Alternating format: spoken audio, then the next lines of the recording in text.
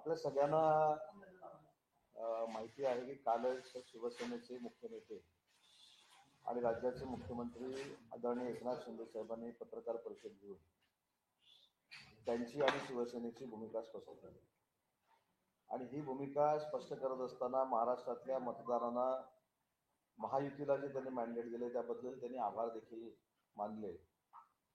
आणि सगळ्यात महत्त्वाची गोष्ट की मतदारांचा आणि महाराष्ट्रातल्या जनतेचा आदर करून त्यांनी महायुतीचे जे नेतृत्व करणारे नरेंद्र मोदी साहेब आहेत आणि अमित शहा साहेब आहेत, तो जो निर्णय घेतील तो आम्हाला मान्य राहील अशा पद्धतीची भूमिका, संवेदनशील भूमिका काल माननीय एकनाथ शिंदे साहेबांनी या ठिकाणी मांडली. मला थोडं आपल्याला 5 वर्ष मागे न्यायचं की मागच्या 5 वर्षापूर्वी देखील महायुतीलाच अतिशय चांगलं भरघोस बहुमत मिळालेलं होतं. आम्ही सगळे त्या शिवसेनेमध्ये काम करत होतो आणि त्या शिवसेनेमध्ये काम करत असताना माननीय एकनाथ शिंदे साहेबच भाजपाबरोबर युती होऊन मुख्यमंत्री होतील अशी आमची सगळ्यांची धारणा होती 5 वर्षापूर्वी. परंतु सत्तेसाठी 34 दिवस आम्ही सगळे आमदार ते अनेक ठिकाणी फिरलो. त्याच्यानंतर एकनाथ शिंदे साहेबांच्या नावाच्या जागी पूर्वीच्या शिवसेनेचे पक्षप्रमुख मुख्यमंत्री झाले आणि मुख्यमंत्री होत असताना भाजप आणि शिवसेना जी नॅचरल अलायन्स होती, जी वंदनीय बाळासाहेबांपासून सुरू होती, जी वंदनीय बाळासाहेबांनी कधीही तुटायला दिली नाही, ती युती तुटली आणि धनुष्यबाण आमचा काँग्रेसच्या खांद्याला जाऊन बसला. याच्यानंतर ज्या काही घडामोडी झाल्या त्याच्यावर मला आता काही बोलायचं नाही. त्याच्यानंतर उठाव झाला. एकनाथ शिंदे साहेब त्याच्यामध्ये आमचे पुन्हा एकदा नेते झाले. त्यांनी मुख्यमंत्रीपदाची सूत्र घेतली आणि मुख्यमंत्री म्हणण्यापेक्षा कॉमन मॅन म्हणून त्यांनी कसं काम केलं हे माझ्यापेक्षा तुम्हाला जास्त माहिती आहे, जनतेला देखील जास्त माहिती आहे. परंतु कायमस्वरूपी काही जे टीका टिप्पणी करतात त्यांना मला या पत्रकार परिषदेतून सांगायचं आहे की संवेदनशील, भावनाप्रधान आणि वंदनीय बाळासाहेबांचा वारसा पुढे नेणारा सच्चा आणि कडवट शिवसैनिक काय असतो हे काल एकनाथ शिंदे साहेबांनी पूर्ण महाराष्ट्राला, पूर्ण देशाला दाखवून दिलेलं आहे. स्वतःच्या सत्तेसाठी, स्वतःच्या पदासाठी जनतेनं दिलेल्या मताचा अनादर करून एखादी वंदनीय बाळासाहेबांच्या विचाराच्या विरोधातली भूमिका ही जशी उभाठाच्या पक्षप्रमुखांनी घेतली तशी न घेता वंदनीय बाळासाहेबांची महायुती ही कायमस्वरूपी टिकली पाहिजे आणि जनतेनं दिलेला जो जनाधार आहे, मताचा आधार आहे, त्याचा सन्मान केला पाहिजे म्हणून एकनाथ शिंदे साहेबांनी जे काल पाऊल उचललं, माझ्यासारख्याला अभिमान आणि गर्व आहे की मी एकनाथ शिंदे साहेबांसोबत काम करतो, त्यांचा एक सहकारी म्हणून काम करतो. म्हणून आम्ही वारंवार सांगितलेलं आहे की आमच्या राजकीय जीवनातले निर्णय घेण्याचे अधिकार देखील अशा आम्ही संवेदनशील माणसाला दिलेले आहेत की तो सर्वसामान्य माणसांचा, मतदारांचा, जनतेचा विचार करतो. आणि म्हणून आज मी माझ्या ट्विटमध्ये देखील सांगितले की आम्हाला अभिमान आहे, आम्हाला गर्व आहे की आम्ही अशा एका सर्वसामान्य नेत्याबरोबर काम करतो, कॉमन मॅन बरोबर काम करतो, जो फक्त आमच्या सुखदुःखामध्ये नाही तर महाराष्ट्रातल्या प्रत्येक घटकाच्या सुखदुःखामध्ये सामील झालेला असतो, सामील झालेला होता. आणि अशा व्यक्तीनं महाराष्ट्राचं नेतृत्व करावं हे जनतेचं म्हणणं असताना देखील माननीय नरेंद्र मोदी आणि अमित शहा साहेब जो निर्णय घेतील तो मला मान्य राहील असं सांगणारं नेतृत्व हे मला असं वाटतं क्वचितच राजकारणामध्ये असतं, दुर्मिळ असतं आणि ते एकनाथ शिंदे साहेबांनी दाखवून दिलंय. आणि त्यांनी उल्लेख देखील हा केला, कारण केलेल्या पाठिंब्याचा किंवा दिलेल्या पाठिंब्याचा उल्लेख सहसा राजकारणामध्ये होत नाही, हे तुम्ही 2019ला बघितलेलं आहे. परंतु कालच्या पत्रकार परिषदेमध्ये 2 महत्वाच्या गोष्टी त्यांनी सांगितल्या की नाराज होऊन रडायचं नसतं, लढायचं असतं. मी महाराष्ट्राच्या जनतेबरोबर जोपर्यंत राजकीय जीवनामध्ये काम करतोय तोपर्यंत महाराष्ट्राच्या जनतेची सेवा करणार आहे. आणि दुसरं त्यांनी सांगितलं, त्याबद्दल देखील मला आमच्या सगळ्या आमदारांच्या वतीनं, शिवसैनिकांच्या वतीनं त्यांना धन्यवाद द्यायचे की दिलेल्या पाठिंब्याला समर्थन करणं किंवा दिलेल्या पाठिंब्याची जाण ठेवून ते कोट्यावधी जनतेसमोर मांडणं हा देखील काल एकनाथ शिंदे साहेबांचा स्वभाव अख्ख्या देशानं बघितला. त्याच्यामध्ये त्यांनी सांगितले की माननीय नरेंद्र मोदी साहेबांनी, अमित शहा साहेबांनी आणि भाजपाच्या सगळेच नेत्यांनी म्हणजे देवेंद्रजी असतील, सगळे असतील, यांनी मला समर्थन केलेलं होतं. आणि अशा वेळी कुठेही आडकाठी न करता त्यांना निर्णय घ्यायला मुभा देणं, मोकळीक देणं, हा राजकारणातला एक सुसंस्कृतपणा आहे. आणि तो पुन्हा एकदा एकनाथ शिंदे साहेबांनी दाखवला आणि त्याचं ॲप्रिशिएशन अख्ख्या महाराष्ट्रानं नाही तर देशानं केलेलं. मला भाजपाच्या नेत्यांना देखील मनापासून धन्यवाद दिले पाहिजेत की पत्रकार परिषद झाल्यानंतर त्यांनी तात्काळ माननीय एकनाथ शिंदे साहेबांच्या नेतृत्वामुळं 2.5 वर्षामध्ये काय काय घडलं याचा उहापोह केला. स्वतः देवेंद्रजींनी देखील या सगळ्या गोष्टीचं कौतुक केलं. आणि हे देखील सगळ्यांना आता मान्य झालेलं आहे की जे नरेंद्र मोदी साहेब आणि अमित शहा साहेब जे निर्णय घेतील ते मान्य राहतील शिवसेनेला, असं स्वतः एकनाथ शिंदे साहेबांनी सांगितल्यामुळं विरोधकांना जे काही पाहिजे होतं, त्या विरोधकांची कोलीकोई जी काही सुरू होती ती पूर्णतः थांबलेली आहे. आणि म्हणून काल जे मी सांगितलं ते पुन्हा एकदा सांगतो की ज्या महाविकास आघाडीला विरोधी पक्षनेता बनवता येत नाही, एवढं सुद्धा आमदारांचं संख्याबळ महाराष्ट्राच्या जनतेने त्यांना दिलं नाही. त्यांनी सारखं सारखं आता एकनाथ शिंदे साहेबांवर बोलणं, बदनामी करणं थांबवलं पाहिजे. कारण तुम्ही कितीही जरी बोलला तरी एकनाथ शिंदे साहेबांचं नेतृत्व सर्वमान्य आहे हे महाराष्ट्राच्या जनतेनं दाखवून दिलंय. म्हणून तरी आता शांत बसणं गरजेचं आहे आणि स्वतः आत्मचिंतन आणि आत्मपरीक्षण महाविकास आघाडीच्या सगळ्या पदाधिकाऱ्यांनी करावं ही माझी त्यांना विनंती आहे. मी जे परवा रात्री सांगितलं ते पुन्हा एकदा ठामपणानं सांगतो की ज्या दिवशी हे निकाल लागले त्या रात्रीपासूनच काही महाविकास आघाडीचे आमदार हे माननीय एकनाथ शिंदे साहेबांच्या संपर्कात आहे. हे पुन्हा एकदा ठामपणानं अंडरलाईन मी करून सांगतो. सरकार स्थापन झाल्यानंतर याची प्रचिती महाराष्ट्राच्या जनतेला येईल. आणि म्हणून या पत्रकार परिषदेद्वारे मला एवढंच सांगायचं आहे की या महाराष्ट्रानं संवेदनशील, भावनाप्रधान, लोकांमध्ये जाऊन काम करणारा, मुख्यमंत्र्याची केबिन ही माझी नाही तर ती सर्वसामान्यांची आहे हे सांगणारा, वर्षा बंगला हा माझा नाही तर महाराष्ट्राच्या जनतेचा आहे सांगणारा मुख्यमंत्री महाराष्ट्रानं बघितला. आणि त्या व्यक्तीचं मन केवढं मोठं आहे हे देखील महाराष्ट्रानं बघितलं. आणि म्हणून विरोधकांनी कुठंतरी स्वतःच्या पराभवाचं आत्मचिंतन करावं आणि विरोधी पक्षनेता होऊ शकत नाही याचं आत्मचिंतन करावं हा माझा त्यांना सल्ला आहे. भव्याचे काही आमदार तुम्ही म्हटलं की संपर्कात आहेत एकनाथ शिंदेच्या, म्हणजे तिन्ही पक्षातले की फक्त ठाकरे? मला असं वाटतं की काही गोष्टी ह्या सरकार स्थापन होईपर्यंत आपण थांबवल्या पाहिजेत, त्या सिक्रेट ठेवल्या पाहिजेत, गोपनीय ठेवल्या पाहिजेत, तो सस्पेन्स असाच ठेवला पाहिजे. परंतु कुठच्याही परिस्थितीमध्ये काही आमदार हे एकनाथ शिंदे साहेबांच्या संपर्कात आहेत, भविष्यामध्ये खासदार देखील राहू शकतात असं माझं मत आहे. आपण म्हणाला की मोदी शहा निर्णय घेतले ते मान्य आहे, मात्र बहुमत असताना देखील मुख्यमंत्रीपद लटकून ठेवलेलं आहे. जनतेचा कौल नाही यासाठी आम्ही असतो तर राष्ट्रपती राजवट लागू केली असते असं कोण म्हणाले? संजय राऊत म्हणतात, टीका करतात. 2019ला महायुतीचं सरकार आल्यानंतर 34 दिवस आम्हाला डांबून ठेवलं होतं. ते कशासाठी ठेवलं होतं ते विसरले काही जनता? मुद्दा असा आहे की आपण ज्यावेळी एखाद्यावर टीका करतो, एखाद्याला बदनाम करण्याचा प्रयत्न करतो, आपला TRP टिकवण्याचा प्रयत्न करतो, त्याच वेळी हे देखील आपण आत्मचिंतन केलं पाहिजे की मागच्या 5 वर्षापूर्वी जे सरकार आलं होतं ते भाजप आणि शिवसेनेचं झालं होतं, बरोबर आहे?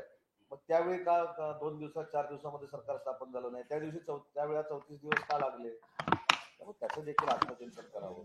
आणि मला असं वाटतं की उगाच टीका करण्यापेक्षा आपल्या पदरी जे पडलेलं आहे त्याचं आत्मचिंतन करावं. संजय राऊत म्हणतायत पक्षाचे निर्णय मोदी शहाना घ्यायला लावतात, तर त्यांनी बाळासाहेबांचं नाव घेऊ नये असं देखील म्हणतायत.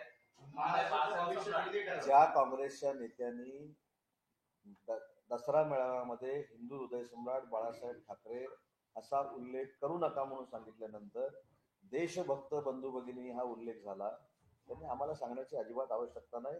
खऱ्या अर्थानं वंदनीय बाळासाहेबांचा विचार, वारसा हे एकनाथ शिंदे साहेब पुढे घेऊन जातात आणि त्याची प्रचिती काल पूर्ण देशाला आली. सर, आज सकाळी विनोद तावडे आणि अमित शहा यांच्यामध्ये बैठक झाली दिल्लीमध्ये आणि त्यामध्ये अशी माहिती मिळते की त्यामध्ये महाराष्ट्राचा मुख्यमंत्री हा मराठा चेहरा असावा अशा पद्धतीची चर्चा झाल्याची माहिती मिळते. नेमकं मराठा मुख्यमंत्री असल्याचे काय फायदे महाराष्ट्राला? मला असं वाटतं की विनोदजी अमित शहा साहेबांना भेटले हा त्यांचा पक्षाचा किंवा वैयक्तिक प्रश्न आहे, त्याच्यावर मी बोलणं योग्य नाही.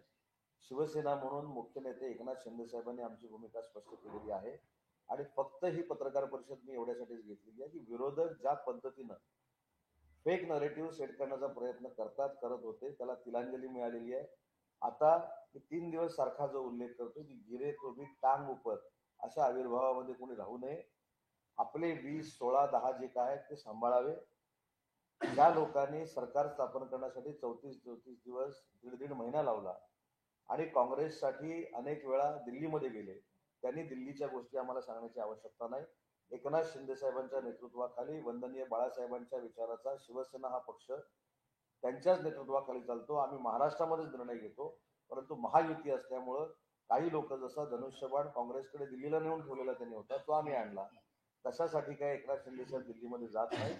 शेवटी नरेंद्र मोदी साहेब हे देशाचे पंतप्रधान आहेत, अमित शहा साहेब हे देखील मंत्री महोदय आहेत आणि या महायुतीचे नेते आहेत. त्याच्यामुळे दिल्लीमध्ये सरकार स्थापन करण्यासाठी चर्चा करणं हे अयोग्य नाही. परंतु ज्या राहुल गांधींनी स्वातंत्र्यवीर सावरकरांवर टीका केली, ज्या वंदनीय बाळासाहेबांनी स्वातंत्र्यवीर सावरकरांचा कायमस्वरूपी आदर केला, त्या स्वातंत्र्यवीर सावरकरांवर टीका झाल्यानंतर जे बोलू शकत नाही त्यांनी आम्हाला सल्ला द्यायची आवश्यकता. सर फॉर्म्युला ठरलाय का? काही फॉर्म्युला खाते वाटपाचा फॉर्म्युला ठरलाय का? फॉर्म्युल्याची मला असं वाटतं की चर्चा नाही, फॉर्म्युल्याची चर्चा मला अजिबात करण्याची आवश्यकता नाही. आम्ही सगळे अधिकार आमच्या अपक्ष आमदारांसहित, मित्र पक्षासहित आणि शिवसेनेच्या आमदारांनी माननीय एकनाथ शिंदे साहेबांना दिलेले आहेत आणि एकनाथ शिंदे साहेब जो निर्णय घेतील तो आम्हाला अभिमान आहे आणि तो आम्हाला मान्य आहे. म्हणून मगाशी मी सांगितलं की आम्ही सांगताना आमच्या नेतृत्वावर आमचा विश्वास आहे आणि त्या नेतृत्वाबद्दल आम्हाला गर्व आणि अभिमान आहे. मी स्पष्ट सांगितलं. मुख्यमंत्री एकनाथ शिंदे यांच्या चेहऱ्यावर लढवली गेली एवढं ही निवडणूक मुख्यमंत्री एकनाथ शिंदे यांच्या चेहऱ्यावर लढवली गेली, इतकं यश मिळालं लाडकी बहीण असू दे किंवा इतर योजनांच्या माध्यमातून, तरी देखील मुख्यमंत्रीपद दिलं जात नाही. हा कुठेतरी अन्याय वाटतो का तुम्हाला? महायुतीनं ही निवडणूक लढवलेली होती. शेवटी न्याय अन्यायाकडे बघण्यापेक्षा माझ्या नेत्यांनी काय केलंय, माझ्या नेत्यांनी कशा पद्धतीनं या सगळ्या महायुतीला प्रेझेंट केलंय, कशा पद्धतीनं सत्ता आल्यानंतर ते वागले, याच्यावर देखील आमच्या पक्षाचं भवितव्य अवलंबून असतं. आजही आमच्या प्रत्येक शिवसैनिकाची भूमिका तुम्ही जे सांगताय तीच आहे. परंतु मुख्य नेते एकनाथ शिंदे साहेबांनी मतदानाचा आदर करून जो रिस्पेक्ट नरेंद्र मोदी साहेबांना आणि अमित शहा साहेबांना दिलेला आहे हे देखील देशाच्या राजकारणामध्ये पहिल्यांदा घेतलं. शिंदे पवार 2019 मध्ये शिंदे पवार महाराष्ट्राच्या राजकारणात मराठी होने के बाद हिंदी करता हूं. शिवसेना असली तरी शिवसेनेला निर्णय घेण्यात त्यांच्याकडे अधिकार राहणार नाही आणि ते बॅगेज म्हणतात. शिंदे आणि अजित पवार हे भाजपसाठी बॅगेज आहे, त्यांनाही तोडून स्वतःसोबत घेऊ शकतात. ज्या 20 आमदार असलेल्या शिवसेनेची काँग्रेस झालेली आहे, काँग्रेसच्या आदेशावर जी उभाठा शिवसेना चालते त्यांच्या कुठच्याही नेत्याने आमच्या नेत्याला मार्गदर्शन करण्याची आवश्यकता नाही. मी जे मगाशी सांगितलं की मी काही खालच्या स्तरावर जाऊन बोलणार नाही, मी हीनपातीवर जाऊन बोलणार नाही, पण माझ्या पक्षाबद्दल, माझ्या नेत्याबद्दल मला अभिमान आहे. माझ्या नेत्यानं जे कर्तृत्व करून दाखवलेलं आहे त्यातलं 2% देखील कोणी केलेलं नाही हे महाराष्ट्राच्या जनतेला माहिती आहे. आणि म्हणून मला असं वाटतं की कुठच्याही परिस्थितीमध्ये सरकार स्थापन करत असताना सन्मानपूर्वकच स्थापन होईल आणि त्याच्यामध्ये माननीय एकनाथ शिंदे साहेबांचा व्हॉइस हा फार मोठा राहील. सामंतसाहेब, तुम्ही म्हणताय की उद्धव ठाकरेंचे काही लोक तुमच्या संपर्कात आहेत, किती आमदार संपर्कात आहेत? मी सांगितलं ना, हा सस्पेन्स थोडे दिवस राहू दे. आहे तेवढं नक्की मी जबाबदारीनं सांगतोय आणि मी तिसऱ्यांदा परत रिपीट करतोय. काल मी शब्दप्रयोग केला होता की अधोरेखित करा, आज सांगितलं अंडरलाईन करा. सरकार स्थापन झाल्यानंतर शिंदे साहेबांच्या जे संपर्कात आहे ते एक एक पुढे येतील. कदाचित खासदार देखील असू शकतात असं माझं मत आहे. मुख्यमंत्रीपदी चर्चेत असल्याचं कळतंय शिवसेनेकडनं, कारण मुख्यमंत्री राहिले एकनाथ शिंदे हे त्या महत्वाच्या भूमिकेत न राहता पक्ष संघटनेकडे जास्त महत्व देणार, कारण आपलं नाव मुख्यमंत्रीपदी चर्चेत. टीव्हीवर काय बातम्या येतात किंवा काय न्यूज येतात ह्याच्याशी वैयक्तिक माझा काही संबंध नाही. परंतु मी माझं नेतृत्व एकनाथ शिंदे साहेबांना मानतो. एकनाथ शिंदे साहेबांना आमचे देखील राजकीय निर्णय घ्यायचे अधिकार आम्ही दिलेले आहेत. त्याच्यामुळे अशा टीव्हीवरच्या बातमीला भरडून जाणारा उदय सामंत नाही. मी एकनाथ शिंदे साहेबांबरोबर होतो आहे, भविष्यात देखील जाणार आहे. माझ्या राजकीय जीवनाचं काय करायचं ह्याचा निर्णय एकनाथ शिंदे साहेब घेतील. सर, शिवसेनेला स्वतंत्र लढायला हवं, त्यांनी कुणासोबत जाऊ नये, स्वतंत्र लढायला हवं. या अंबादास दानवेंचं मला असं वाटतं की ही पत्रकार परिषद बघा. विरोधी पक्षनेते अंबादास दानवेंनी काही संघटना वाढवण्यासाठी सूचना केल्या.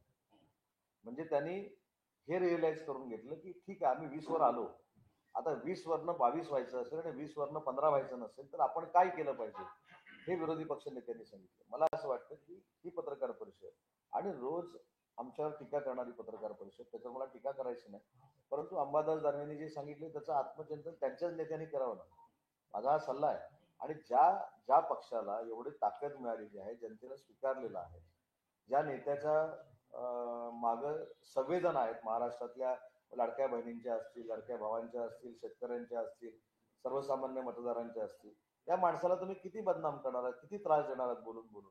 पण त्यांचं, एकनाथ शिंदे साहेबांचं मी मनापासून कौतुक करतो की कधीही डळमळले नाही, कधी त्यांनी त्यांचा बॅलन्स घालवला नाही. असा परिपक्व नेता देशामध्ये घडणं हे आपल्या सगळ्यांचं भाग्य आहे. सर, विजय वडेट्टीवार म्हणतात की 2029च्या निवडणुकीमध्ये भाजपा एकनाथ शिंदे आणि पवार या दोन्ही नेत्यांना राजकीय पटलावरनं बाद करतील, त्यांना संपवतील, कारण भाजपाची गरज संपली आहे. आता कोणाला तरी काहीतरी बोललं तर पाहिजे. शेवटी त्यांना देखील माहिती आहे की 5 वर्ष आपल्याला नुसतं बोलायचंच आहे, कदाचित इकडे यायचं आहे, काय करत तर मला माहित नाही नक्की काय होणार आहे ते. परंतु माझं म्हणणं आहे की एवढं सगळं मताधिक्य आणि आमदार आल्यानंतर माझं विजय वडेट्टीवार साहेबांना देखील एक विनंती आहे की तुम्ही किती एखाद्या व्यक्तीला बोलणार आहात, किती एका व्यक्तीचा द्वेष करणार आहात. शेवटी जनतेनं दाखवून दिलं की एकनाथ शिंदे साहेब काय आहेत, देवेंद्रजी फडणवीस काय आहेत आणि अजितदादा काय. तुम्ही एखाद्या व्यक्तीला टार्गेट करून, बरं तुम्ही सगळे ज्यावेळी शिंदे साहेबांना भेटता तेव्हा शिंदे साहेबांवर एवढी स्तुती तुम्हाला उधळता की फक्त आम्हाला पत्रकार परिषदेमध्ये हे बोलावं लागतं हे तुम्ही सांगता. त्यामुळे मला असं वाटतं की अशा पद्धतीचं राजकारण करू नये. 5 वर्ष तुम्हाला आता हेच करायचं, 5 वर्ष नाही, मला तर असं वाटतं की भविष्यात 25 वर्ष त्यांना हेच करायचंय. जर तिकडे असेल, त्याच्यामुळं तिकडे राहिलं तर नाही, इकडे आलं तर काय प्रश्नच नाही. तर तिकडे राहिलं तर हेच करायचं. त्याच्यामुळे माझी सगळ्याच नेते मंडळींना विनंती आहे, एखादा संवेदनशील, सहनशील नेता सगळंच ऐकून घेतो, त्याच्या कार्यकर्त्यांचा उद्रेक होऊ नये याची मात्र दक्षता त्यांनी घ्यावी.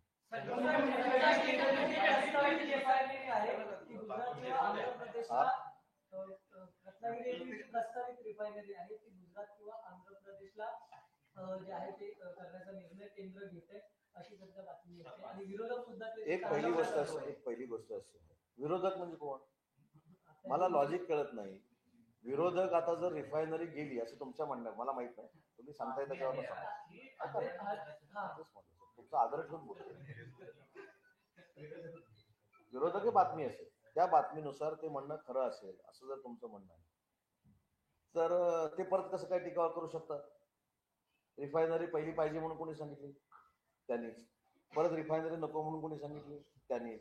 त्यांचे पूर्वीचे माजी आमदार म्हणतात रिफायनरी आली तर बेरोजगारी मिळेल, त्यांचे माजी खासदार म्हणतात की रिफायनरी नको. हे सगळं जनतेला माहिती आहे. परंतु रिफायनरीच्या बाबतीत सरकार स्थापन झाल्यानंतर तिथल्या लोकांना जे हवं ते आम्ही नक्की करून देऊ. परंतु रत्नागिरी जिल्ह्यामध्ये 30,000 कोटीचे प्रकल्प आणण्यामध्ये मागच्या सरकारमध्ये आम्ही एकनाथ शिंदे साहेबांच्या नेतृत्वाखाली, देवेंद्रजींच्या आणि अजितदादांच्या नेतृत्वाखाली यशस्वी झालेलो आहोत. माझ्या मतदारसंघातली 450 एकर जागा ही VIT सेमीकंडक्टर प्रकल्पाला दिलेली आहे. त्याचं प्रकल्प 19,550 कोटीचा आणि 30,000 मुलामुलींना रोजगार तिथे मिळणार आहे. त्याच्यानंतर दुसरा 10,000 कोटीचा धीरुभाई अंबानी डिफेन्स क्लस्टर त्या ठिकाणी येतोय, त्याला देखील आम्ही जागा दिलेली आहे. आणि 1,000 कोटीचा निबे डिफेन्स क्लस्टर त्या ठिकाणी येतोय.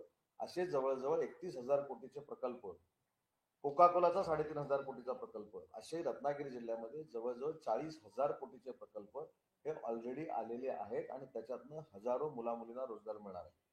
रिफायनरीच्या बाबतीमध्ये जी भूमिका आहे, हे खरं तर प्रश्न आम्हाला विचारण्यापेक्षा माझी आपल्याला विनंती आहे की ज्यांनी पहिलं रिफायनरीचं पत्र दिलं की बारसू सारखी जागा असू शकत नाही, 13,000 एकर, तिथं काडी देखील उगवत नाही, त्याच्यातनं बेरोजगारी दूर होऊ शकते, त्यांचा अजेंडा ज्यावेळी निघतो त्यावेळी त्या बारसूला ते विरोध करतात. त्याच्यामुळे राजकारणासाठी आपली भूमिका किती वेळा बदलावी हे देखील काही लोकांनी समजून घेतलं पाहिजे. त्याच्यामुळे बारसूच्या बाबतीतला निर्णय हा सरकार स्थापन झाल्यानंतर योग्य तो आम्ही घेऊ. सर, संजय राऊत म्हणतायत की फडणवीसांचे शिंदे जे ते 3 वर्ष जुनियर होते तरी देखील फडणवीसांनी त्यांच्या हाताखाली काम केलं आणि हे खरं यश जे आहे एवढ्या जागा मिळण्याचं हे फडणवीसांचंच आहे, त्यामुळे मुख्यमंत्री पदाचे ते दावेदार असू शकतात. आता या स्टेटमेंटकडे नेमकं कसं पाहता? कारण आपण पाहतोय की जवळीक साधण्याचा कुठेतरी प्रयत्न आहे. नाही मला असं वाटतं की आम्ही काही शालेय शिक्षणातनं आमदार झालेलो नाही. 8वी 9वी 10वीत आम्ही निवडणुका लढवल्याने आमदार झालो. एक कुठच्या तरी शिक्षकानं सांगायचं तो हुशार आहे आणि हा ढ आहे आणि वाद लावायचे. मला असं वाटतं की हे काही नाही. राजकारणामध्ये आमदार जे येतात ते 25 वर्ष पूर्ण झाल्यानंतर राजकारणामध्ये आमदार होतात. त्याच्यामुळे ते काय 12-13 वर्षाचे नसतात. हे जे काय आहे की देवेंद्र फडणवीस साहेबांमुळे सरकार आलं, शिंदे साहेबांमुळे सरकार आलं नाही, हे हे हे ते शालेय जीवनातले खेळ आहे. तेव्हा मला असं वाटतं की आमची युती ही अभेद्य आहे आणि अभेद्य युती असल्यामुळं कुठेही असल्या शालेय जीवनातल्या खेळाला थारा आम्ही घेणार नाही. आणि मला देखील म्हणून मगाशी मी सांगितलं की एखाद्या व्यक्तीचा किती तुम्ही द्वेष कराल ना, किती द्वेष कराल. म्हणजे सकाळी उठल्यापासून रात्री झोपेपर्यंत त्या माणसाला वाटेल त्या थराला जाऊन बोलायचं, तो देखील माणूस आहे. म्हणून मगाशी मी सांगितलं की ते संयमी आहे, ते संवेदनशील आहे, पण त्यांचे शिवसैनिक आक्रमक होतील अशा पद्धतीची त्यांच्या बाबतीतली वैयक्तिक मतं कोणी व्यक्त करू नये त्या मताचा मी आहे. ज्या शिवसेनेचे निर्णय दिल्लीतून होतात त्यांना बाळासाहेबांचं नाव घेता आलेलं नाही असं. अरे म्हणजे मागचं काही विसरतात काय सगळे लोक. आता काँग्रेसचा हायकमांड कुठे आहे? काँग्रेसचा हायकमांड दिल्लीमध्ये आहे. मगाशी ज्याचा मी उल्लेख केला, काँग्रेसच्या 2 नंबरच्या हायकमांड, 1 नंबरचा हायकमांड, 2 नंबरचा, 2 हायकमांड तिथे. 2 नंबरचं हायकमांड ज्यावेळी महाराष्ट्रातनं गेलं तरी स्वातंत्र्यवीर विदा सावरकरांवर हीन दर्जाची त्यांनी टीका केली. त्या काँग्रेस बरोबर परत मांडीला मांडी लावून बसणं हा खरा वंदनीय बाळासाहेबांच्या विचाराचा अपमान आहे. त्याच्यामुळे ज्यांनी सावरकरांचा अपमान केला, ज्यांनी वंदनीय बाळासाहेबांवर वाटेल त्या थराला जाऊन टीका केली, ज्यांनी उबाठाच्या पक्षप्रमुखांनी काँग्रेसवर एकेकाळ त्याच्यावर टीका केली, तर तुम्ही तुमचं आपापसातलं बघा ना. मी मगाशी देखील सांगितलं की नरेंद्र मोदी साहेब हे देशाचे पंतप्रधान आहेत. अमित शहा साहेब केंद्रामध्ये काम करतात. त्यांच्या नेतृत्वाखाली महायुती चालते, एनडीए चालते. एनडीए मध्ये देखील आम्ही सामील आहोत. त्याच्यामुळे दिल्लीमध्ये जाऊन राजकीय आम्ही निर्णय घेतले, त्याच्यामध्ये पोटदुखी असण्याचं काही कारण नाही. पण या प्रश्नाचं उत्तर मिळालं पाहिजे की ज्या दिल्लीच्या हायकमांडनं स्वातंत्र्यवीर सावरकरांवर टोकाची टीका केली त्याच्याबाबतली भूमिका पुढच्या 24 तासात जाहीर करावी.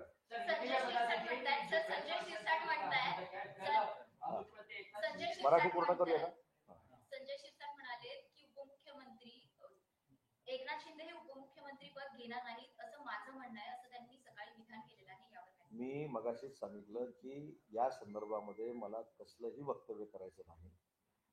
नेत्याला एकदा अधिकार दिल्यानंतर आमचा आग्रह आहे ना, मी आजही सांगतो की अमित शहा साहेब, नरेंद्र मोदी साहेबांची चर्चा करतील, जो काय निर्णय घेतील, पण आमचं सगळ्यांचं नेतृत्व हे एकनाथ शिंदे साहेबच आहे आणि तेच करतील. श्रीकांत शिंदेची भावनिक तोच आहे मुख्यमंत्री पदाला. तर एकनाथ शिंदेनी काल पत्रकार परिषद देऊन जी भूमिका जाहीर केली, तो मुख्यमंत्री पदावरचा दावा सोडणं असं समजायचं. त्याच्यामध्ये दावा सोडणं असं होतं असं मला वाटत नाही. त्यांनी रिस्पेक्टफुली सांगितलंय की मोदी साहेबांना आणि अमित शहा साहेबांना अधिकार दिलेले आहेत. त्या बैठकीची आपण वाट बघू. त्याच्यामुळे मला असं वाटतं की बैठक आज किंवा उद्या होईल, त्या बैठकीची आपण वाट बघू. परंतु सरकार स्थापन व्हायला 34 दिवस लागणार नाही.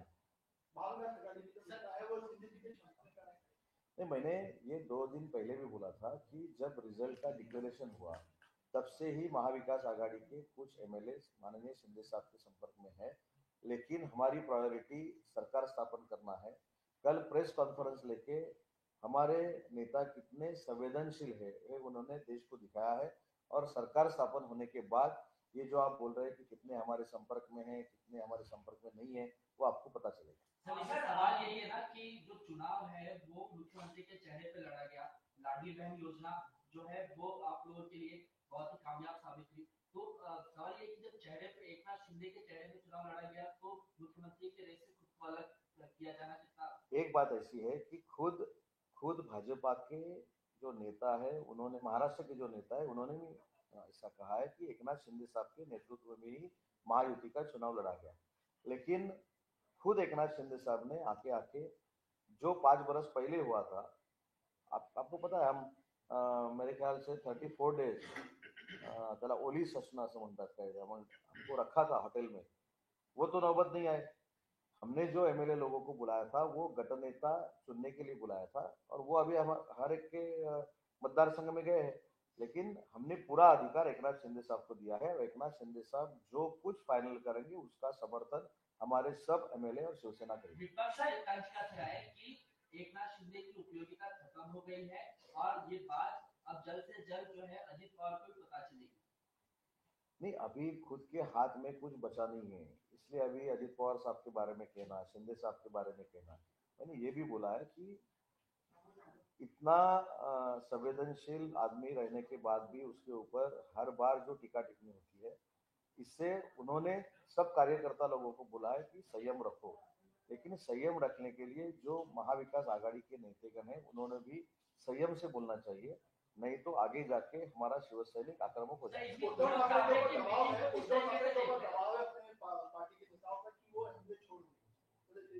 तो उसके ऊपर नहीं, ये बराबर है, तो उसके ऊपर प्रेस कॉन्फ्रेंस होनी चाहिए ना. हर बार एकनाथ शिंदे साहब को टारगेट करना, देवेंद्र जी को टारगेट करना, अजित दादा को टारगेट करना, ये अच्छी बात नहीं है. हर एक दिन एकनाथ शिंदे साहब के बारे में बदनामी कारक बोलना, उनको क्रिटिसाइज करना. महाराष्ट्र की जनता ने और मतदार लोगों ने दिखाया है कि एकनाथ शिंदे साहब का पॉलिटिकल पोटेंशियल क्या है, वो क्या है, वो कितने पॉपुलर है, तो महाराष्ट्र की जनता ने दिखाया. तो अभी तो चुप बैठना चाहिए. सर क्या उद्धव ठाकरे को अगर अलग होता है तो हमें पालिका में कोई लाभ होगा उससे? मुंबई महानगर पालिका में भी महायुति की ही सत्ता है. विनोद तावड़े की मुलाकात हुई अमित शाह से. इस बीच तमाम कुछ चर्चे और मराठा चेहरा के तौर पर उन्हें देखा गया. किस तरह की ये तो उनकी पर्सनल विजिट रहेगी, बीजेपी की विजिट अगर है वो तो वो बता सकते हैं कि वो उस विजिट में क्या हो गया. उसके ऊपर बात करना अच्छी बात नहीं है मेरे जैसे महाराष्ट्र के लीडर ने. हम एक ही करते हैं कि कल जो पत्रकार परिषद साहब ने ली है, एकनाथ शिंदे साहब ने ली है, उसके बारे में ये पत्रकार परिषद मैंने ली थी और उनके साथ पूरी शिवसेना और पूरे एमएलए हम उनके साथ हैं. इस बार लीडर ऑफ अपोजिशन पे नहीं होगा. अभी तो ऐसा वो रूल्स एंड रेगुलेशंस में है ना, मुझको पता नहीं. 28 प्लस अगर रहेगा तो विरोधी पक्ष नेता होगा, बराबर है. 29 नहीं 28 प्लस 28 प्लस अगर